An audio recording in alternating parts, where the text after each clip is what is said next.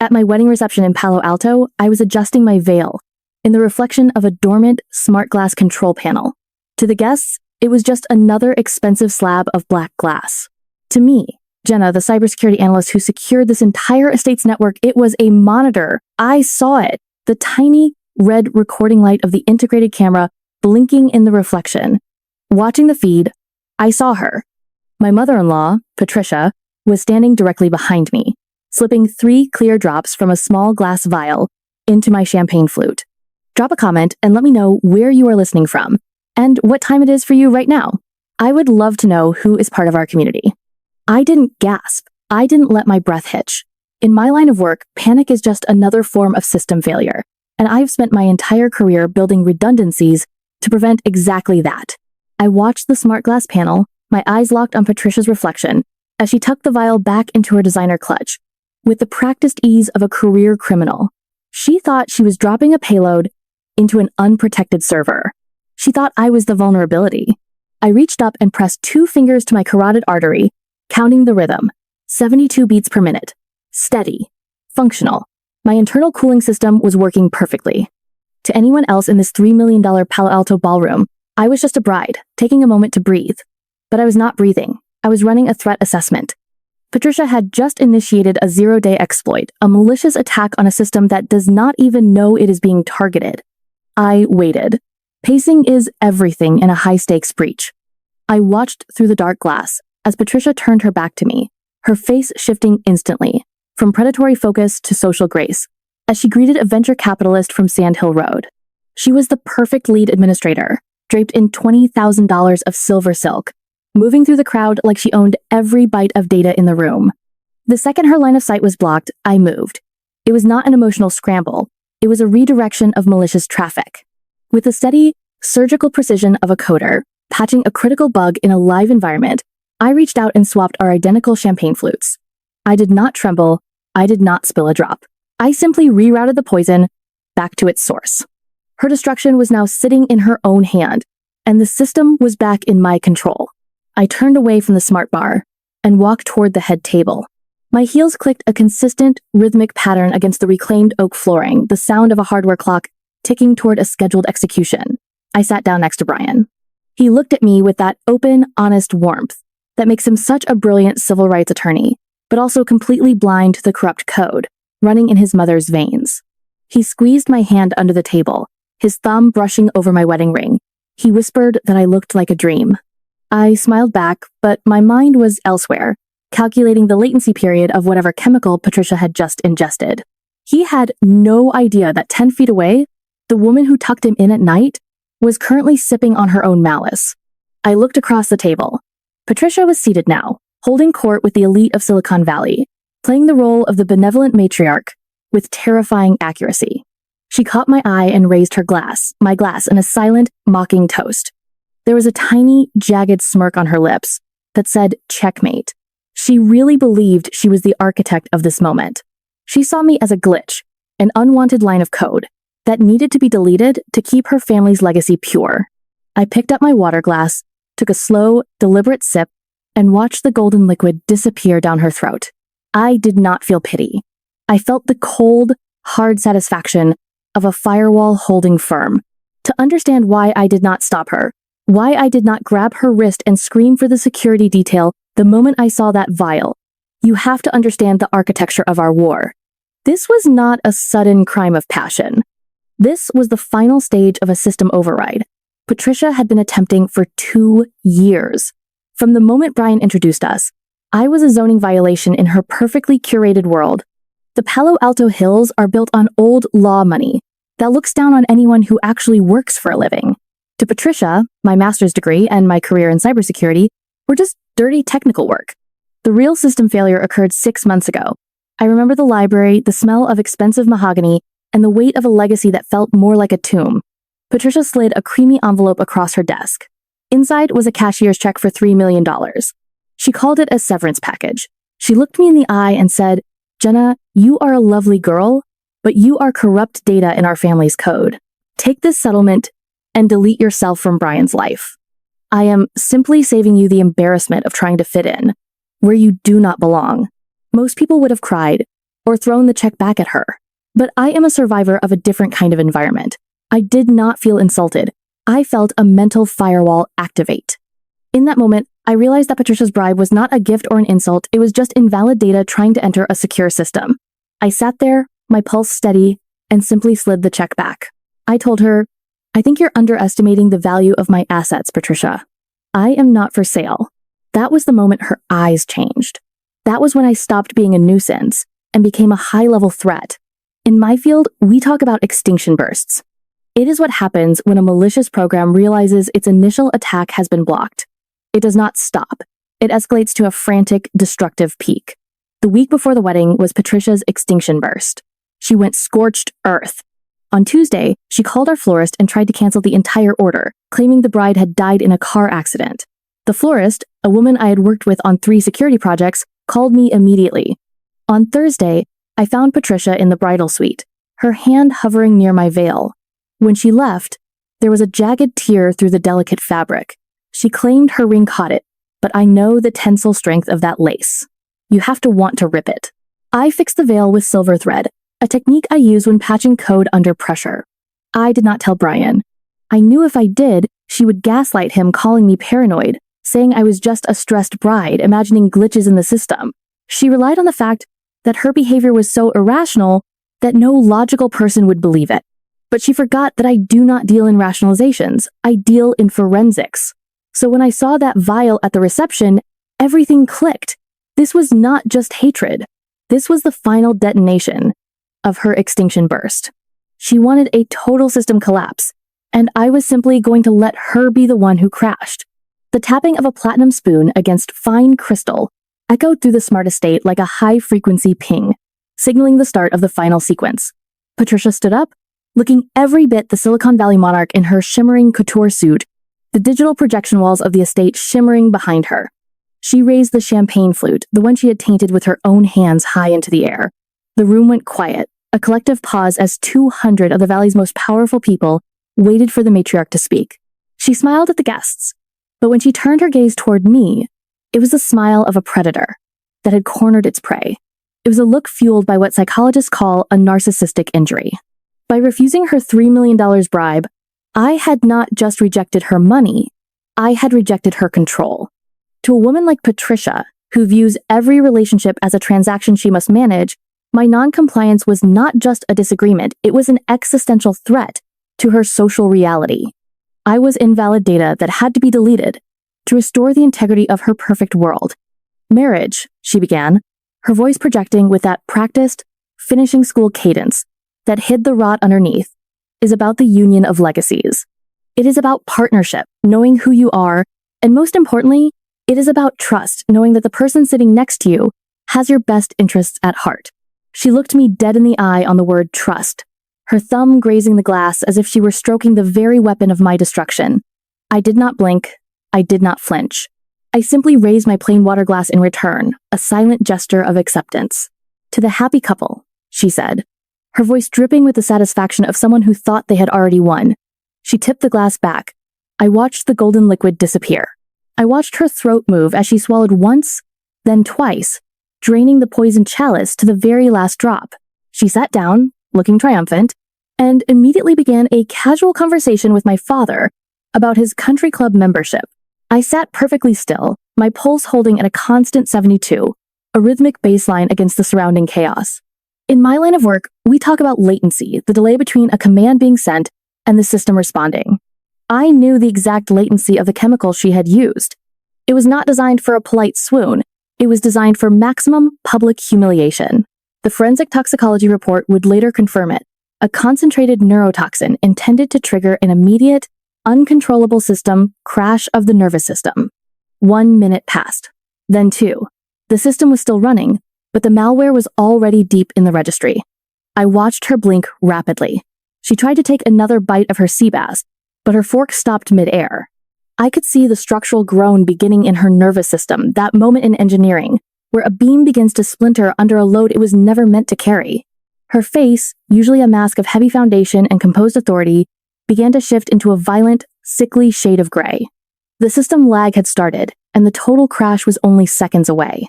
Patricia tried to respond to my father's question about the country club, but her verbal buffer was clearly overflowing. The words came out as a garbled mess of consonants, a total system error. She gripped the edge of the mahogany table, her knuckles white, her expensive diamond rings digging into the wood. To the onlookers, it might have looked like a stroke. To me, it was just the code of her own malice, executing exactly as she had written it. I did not reach for her. I did not call for a doctor. Instead, I reached into the small hidden pocket of my ivory gown and pulled out my modified handheld hub. While the guests began to murmur, and Brian leaned in with concern, asking his mother if she was all right, I was already deep in the estate's private network. I had secured the system months ago, leaving myself a back door that Patricia never suspected.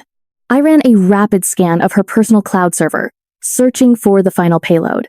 I knew there had to be more. Patricia was not the type to just make someone sick. She was a managing partner at a top law firm. She dealt in total destruction. And then I found it. A pre-rendered file titled Relapse Narrative. I opened it under a secure sandbox. My stomach did not churn, but my mind registered the sheer technical cruelty of the file. It was a high-fidelity deepfake video. In the video, I appeared to be stumbling through the reception, slurring my words, admitting to a secret addiction I never had, and ultimately collapsing into a pile of my own disgrace. The lighting, the background, even the silver thread I had used to patch my veil, it was all perfectly replicated. The metadata told the real story. The file was scheduled for a synchronized release across LinkedIn, Facebook, and my professional network in exactly 3 minutes. The trigger was a manual ping from her phone, likely intended to be sent the moment I hit the floor. Patricia had not just planned to make me physically ill. She had engineered a digital assassination. In a town like Palo Alto, where reputation is the only currency that matters, this video would have been a career-ending logic bomb. It would have deleted my professional identity, permanently. I looked up from the screen. Patricia was heaving now, a guttural, ugly sound that cut through the soft melody of the string quartet. She clutched the $50,000 floral centerpiece, her silver silk gown already stained with the beginning of her public collapse. Brian was on his feet, his face a mask of terror, shouting for someone to call 911. I felt a cold, clinical clarity. This was not just a family dispute anymore. This was a sophisticated cyber assassination attempt. Patricia had spent months recording me, using the estate's high-resolution sensors to feed a real-time generative AI model that updated my appearance down to the last silver thread on my veil. She had treated my life like a program she could simply overwrite. I looked at the countdown on my tablet. 120 seconds until the auto-post. I did not delete the file. I did not disable the trigger.